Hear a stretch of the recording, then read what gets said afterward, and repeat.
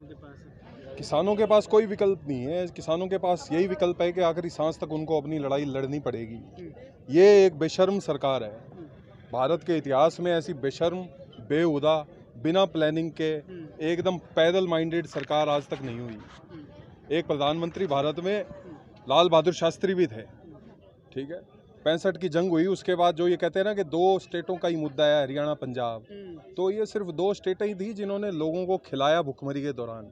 यहाँ पे अनाज पैदा हुआ, ग्रीन रेवोल्यूशन आया, तो इन स्टेटों ने ही लोगों के पेट भरे। आज जो लोग कहते हैं ना कि भाई किसानों को सब्सिडी मिलती है, टैक्स मिलता है, तो आपके माँ बाप को भी उन किसानों ने ही उनका पेट भरा, तभी उन्होंने आपको पढ़ने लिख के इसके काबिल बनाया है, ठीक है।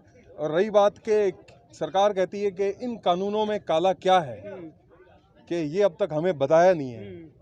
मतलब इनके साथ 12 दौर की बातचीत हो ली, इनको एक एक चीज़ पॉइंट वाइज सारा कुछ बता दिया, लेकिन इनको जो जनता को भरमाने का काम सिर्फ कोई कर रहा है तो वो मोदी कर रहा है, या इनके लोग कर रहे हैं भरमाने का काम। इनके पास रटे रटाए 2-4 डायलॉग होते हैं। पहले ये कुछ दिन बोलेंगे कि अरे ये तो चंद इन मुट्ठी भर किसानों का है, फिर बोलेंगे कि अरे ये तो बिचौलियों का है, अरे ये तो खालिस्तानियों का है। मतलब आपके साथ जिस आदमी का आर्गुमेंट हो जाए, आप लॉजिकल बात करोगे तो वो उससे हटने के लिए आपके ऊपर तरह तरह की तोहमत लगाएगा, आपको नए नए नाम देगा, ठीक है। तो ये इन्होंने किया, इसको बदनाम करने की कोशिश की।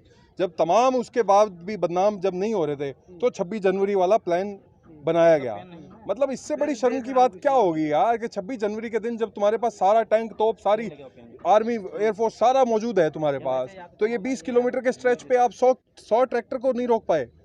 मतलब टाइम्स ऑफ इंडिया में ये था कि 100 ट्रैक्टर गलत चले। अगर इतना हमला होते हुए अगर आप 100 ट्रैक्टर को रोक नहीं सकते, तो आप कश्मीर में क्या ले लोगे, सिक्किम में क्या ले लोगे, चाइना से क्या मुकाबला कर लोगे? मतलब किसी से आप कैसे मुकाबला कर लोगे? कितनी बढ़िया फेलियर है ये। दिल्ली पुलिस वहाँ पे बैठ के चाय पी रही थी, जब वहाँ पे वो सारी कार्रवाई चल रही थी तो पुलिस बैठ के चाय पी रही थी, मीडिया बैठ के कैम लगा रही थी। आप चाहते गोली चलाए?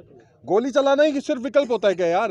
अगर 100 ट्रैक्टर गलत चले थे, यहाँ से लेके वहाँ पे 25 रेड लाइटें हैं, अगर रेड लाइट पे 4 ट्रैक्टर भी रोक लेते तो वो तो सारे रुक ही गए थे। गारंटी क्या रोके नहीं गए। यहाँ पे जब अक्षरधाम पे पहले जब वो बैरिकेड्स तोड़े गए, हटाए गए, बैरिकेड्स किस तरीके से थे? लोहे के बैरिकेड हैं, पर उनको चेन नहीं किया गया था। आमतौर पे ये बैरिकेड चेन किए जाते हैं ताकि लोग खींच के, एक एक आदमी एक एक बैरिकेड खींच के ले गया। उन्होंने सारा रास्ता दिया कि वहां तक जाओ। उसके बाद उनके कैमरे तैयार थे, जो 2 बंदे 100 बंदों में अगर 10 बंदे गलत है ना, तो वो भीड़ को मोबिलाइज कर देता है। ये संयम होता है। या तो पुलिस वहां पे हाथ जोड़ के खड़ी हो जाती कि भाई रुक जाओ, या कोई वहां पे बैरिकेडिंग करती कि भाई रुक जाओ। पुलिस बैठ के चाय पिएगी, ये संयम होता है? वाह यार, कमाल का संयम है। किसान ही तो थे, लेकिन उनको कोई रूट का आइडिया था ना, कहीं पे मार्किंग की गई थी। उनको रूट से उनको खुद ही पुलिस ने भटका के उनको वहां तक, ये किसान क्या भाई कोई गूगल का GPS लगा के थोड़ी चल रहे थे यार। नेता, एक मेरे को बात बताओ, जिस दिन 5 लाख 6 लाख किसान यहाँ पे आए हुए हैं दिल्ली में, आप 40 नेताओं को क्या भूसे के अंदर आप सुई ढूंढ दोगे? मतलब आप ये उम्मीद करते हो कि जब हर डायरेक्शन में जब उनको भगा दिया गया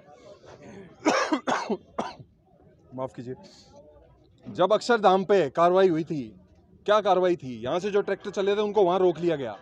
रोकने के बाद क्या था? वहाँ पे बैरिकेडिंग की हुई थी। बैरिकेडिंग के बाद नेक्स्ट स्टेप उनका क्या था? आंसू गैस के गोले, जो कि उन्होंने ऊपर से मारे। आप किसी जानवर के बाड़े में भी कुछ आग की चीज फेंक दोगे, बम फेंक दोगे, तो वो घबरा के खूंटा तुड़ा के अपने को बचाने के लिए कोशिश करता है। जब वहाँ पे ट्रैक्टर्स का जाम लग गया था तो वहाँ पे आंसू गैस छोड़ी गई, उनको तितर बितर किया गया। कैमरे में न्यूज़ चैनल्स ने यूँ दिखाया कि भाई यहाँ पे उत्पात हो रहा है। उत्पात काहेगा था यार? वो अपनी जान बचाने के लिए उन्होंने बैरिकेड हटाए। बैरिकेड में चेनिंग नहीं थी, चेन नहीं थी तो वो बैरिकेड निकल गए। आगे से आगे वो जाते गए, फिर उससे आगे वाली रेड लाइट पे क्यों नहीं रोका? क्यों नहीं आर्मी लगाई? क्यों नहीं कोई बीच में रोकने वाला कोई क्यों नहीं था?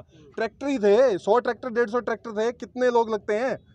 हर रेड लाइट पे उनको रोका जा सकता था। ये कंटीली तारें और ये सारा तामझाम तब कहाँ था? रेड लाइट के ऊपर इस तरीके से लगा देते। आता है मोबाइल सिस्टम, आता है इस तरह का पुलिस के पास होता है कि भाई टायर पंक्चर हो जाएंगे, अगर रोकने की नियत होती तो। बट रोकना नहीं था, क्योंकि प्लान था कि we have to get there. उसके बाद अगले दिन अखबारों ने क्या फोटो छापी? पंजाब केसरी, जब बाकी हर अखबार की फोटो उठा के देख लो, उस दिन के अगले दिन की फोटो, उन्होंने फोटो 100 फुट दूर था तिरंगा, जहाँ पे निशान साहिब फहराया था, जिसने भी फहराया था, ठीक है, उससे 100 फुट ऊंचा भी था, दूर भी था, ऊंचा भी था। अखबारों ने जो फोटो बनाई, अगले दिन यूँ झुक के फोटो लिए, उन्होंने एक लाइन में तिरंगे को ला के इस तरह की फोटो डाली है कि जैसे निशान साहिब ऊपर किया जा रहा है और तिरंगा नीचे लाया जा रहा है। ये है असली जहर जो कि अखबार वाले आपकी नसों में घुसेड़ रहे हैं, उन लोगों की नसों में घुसेड़ रहे हैं जो किसान नहीं है। किसानों के पास दिल्ली की जनता ना आ जाए, उनकी कोई सहानुभूति ना हो, इसलिए ये इस तरीके की बैरिकेडिंग की गई है। ये किसानों का आंदोलन 100 दिन से ऊपर हो गया। एक दिन बवाल हुआ है 26 जनवरी पर, 1% दिन 1%, उसमें भी 5 लाख किसानों में 150 ट्रैक्टर गलत निकले, तो 1% का कितना हुआ? 0.001% लोग गलत थे। 0.001% को कंट्रोल करने के लिए आप ऐसी बैरिकेडिंग करते हो? तो आप मतलब सिंगू पे ऐसे लग रहा है, सिंगू पे दिल्ली का आदमी जा नहीं सकता। कोशिश ये है कि ना उनके पास रसद पहुंचे, ना उनके पास कोई सप्लाई पहुंचे, ना दिल्ली वाले लोग अगर कोई जानना चाहे कि यार चलो मैं नौकरी करता हूँ, सैटरडे संडे को फ्री हूँ, मैं चला जाके देख के आता हूँ भाई क्या है, क्यों बैठेगा कोई? सर्दी गर्मी मतलब इतनी बरसात तूफान सारों को चीज़ का सामना करके ये लोग क्यों बैठे हैं, ये जानने के लिए वहाँ पे कोई आदमी ना चला जाए। इसलिए इस तरीके की बैरिकेडिंग और इस तरह की बाब वाइड और ये सारा का सारा सिस्टम वहाँ पे सिंगू पे लगाया गया है। टीकरी से आया हूँ मैं, टीकरी से मैं सिंगू नहीं जा सकता बिना केएमपी के। अंदर से अगर यहाँ से जाना चाहूँ तो मैं नहीं जा सकता अगर खुद का साधन ना हो। ये इस तरीके की टैक्टिक्स लगा के गवर्नमेंट इसको फेल करने की पूरी कोशिश कर रही है, लेकिन ये नहीं हो सकता क्योंकि ये लोगों का यार कौन बैठता है की कोशिश आप पुलिस ने जो बैरिकेड लगाई है रोकने की। सर जब कोई एक्शन होगा, यहाँ पे लोग बैठे हुए हैं, अब आप इनको क्या रोक रहे हो? जिस दिन वो हुआ था ना तो प्रॉपर्ली उसको प्लान किया गया था। अगर दिल्ली पुलिस को 10 दिन पहले किसान नेताओं ने कह दिया कि हमें रास्ता दो, हमें जाना है, एक दिन पहले उन्होंने रूट दिया है। जो व्हाट्सएप पे रूट सर्कुलेट हुआ है वो उसको देख के समझ में नहीं आता कि भाई कहाँ से कहाँ क्या जाना है। अगला ट्रैक्टर जो चला रहा है ना वो कोई GPS लगा के नहीं बैठा गूगल का कि मेरे को इस जगह जाना है। जहाँ अगला उससे आगे वाला ट्रैक्टर जा रहा है वो वहाँ जा रहा है। आगे वाली इन्होंने जब यहाँ पे कार्रवाई करके उनको गलत ट्रैक पे डाल दिया तो सब वहाँ पे पहुँच गए। तो अब क्या रोकने के लिए, मतलब आप ये कहना चाहते हो कि ये किसान इतने खतरनाक हैं, इनके पास इतना कुछ अमला पता नहीं क्या कर देंगे अगर वो इतनी बैरिकेडिंग और इतनी वो जो सरिये इन्होंने नुकीले करके लगाए हुए हैं हर जगह। तो ये कौन लगाता है यार? ये सरकार के दिल के असलियत है। ये जो सरिये है ना, ये सरकार की असलियत है। ये सरकार का जो प्यार है ना किसान के लिए, वो ये प्यार है। किसान मतलब जो ये गिफ्ट है, ये सरकार का, ये किसानों के लिए गिफ्ट है और ये असलियत है कि भाई तुम्हारे दिल में तुम्हारे लिए ये भाव है। 12 दौर की बातचीत होगी यार, 12 दौर की बातचीत होती है कभी किसी चीज़ पे? 12 दौर में क्या था, चाय वाला आया था प्रधानमंत्री बन लिया। 12 दौर में एक किसान नेता को, एक किसान को चाय पिलाई उसने। मतलब किस दौर में जी रहे हैं यार हम? लाल बहादुर शास्त्री था वो यार चटाई पे सोता था, वो भी प्रधानमंत्री था, उसके पास सारा कुछ था, लेकिन कहता था देश में इतनी भुखमरी है तो मैं कैसे ऐशो आराम, मतलब पंखा चलाना और वो बेड लगाना उसको ऐशो आराम लगता था। आज के डेट में 8,000 करोड़ के एरोप्लेन्स खरीदे जा रहे हैं। दे वांट टॉयज, नए खिलौने चाहिए लल्ले को। क्यों? क्योंकि अमेरिका के प्रधानमंत्री के पास वो 10,000 करोड़ वाला है तो भाई मैं भी 8 वाला लूंगा। राष्ट्रपति कहता है कि भाई तू ले रहा है तो मैं भी लूंगा। मतलब भारत की जनता को अब देखिए मेरा अंदाज चेंज करते ही लोग हंसने लग गए, ताली भी मारने लग जाएंगे, क्योंकि हम तमाशे में बिलीव करते हैं यार। This is what the reality is. लोग चीज़ों को समझने की बजाय मैं किसी को बुरा भला कहूँगा, यूँ तमाशा करूँगा, उस पर ज़्यादा अट्रैक्ट होते हैं। पर जो असली मुद्दे की बात यह है कि ये सरकार बिल्कुल भी कहीं भी किसान के पक्षधर नहीं है। These are business minded people, जो कॉरपोरेट्स हैं उनकी ही पॉलिसी लागू कर रहे हैं और इसी तरह की जाएगी। मैं आज आपको बता देता हूँ ये क्या करने वाले हैं।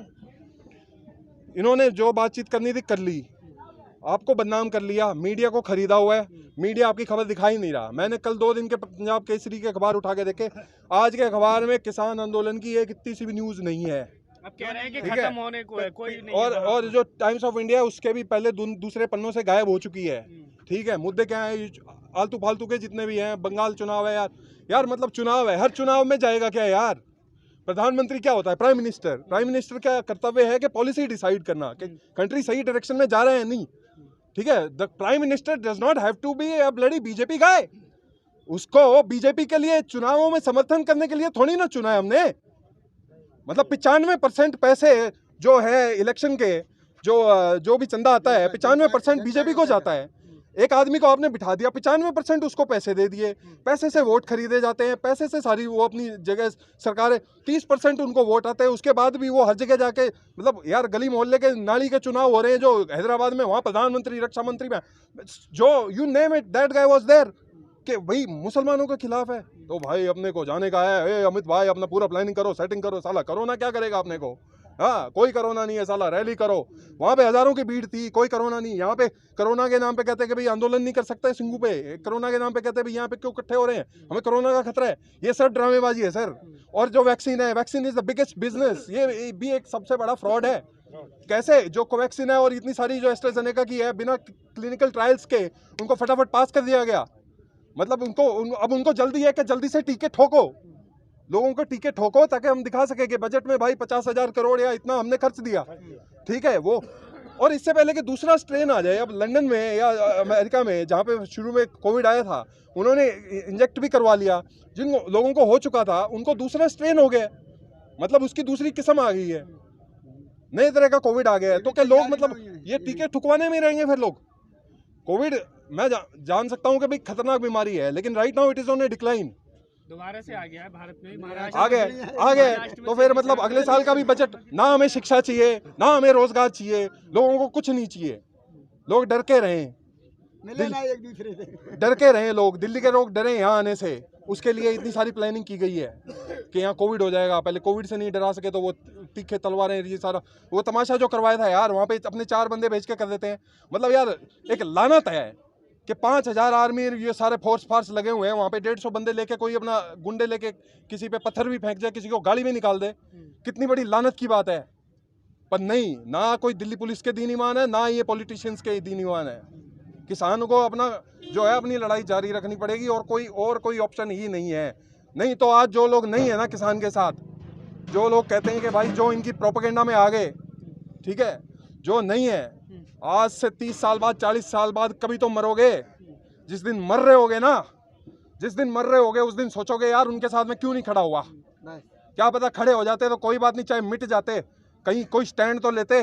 एक जंग, जो ये जंग चल रही है किसान की, इसके अंदर हर आम आदमी को जुड़ना चाहिए, दिल्ली के हर आदमी को यहाँ आना चाहिए। कैसे भी करके आओ, कैसे भी करके आओ। आप यहाँ पे वीकेंड पे आप खर्चा करते हो 1,000-1,500 का रुपए का, तुम जो भी अपना खाओ पियो यार, यहाँ पे तुम्हें सारा कुछ फ्री मिलेगा। इन लोगों के पास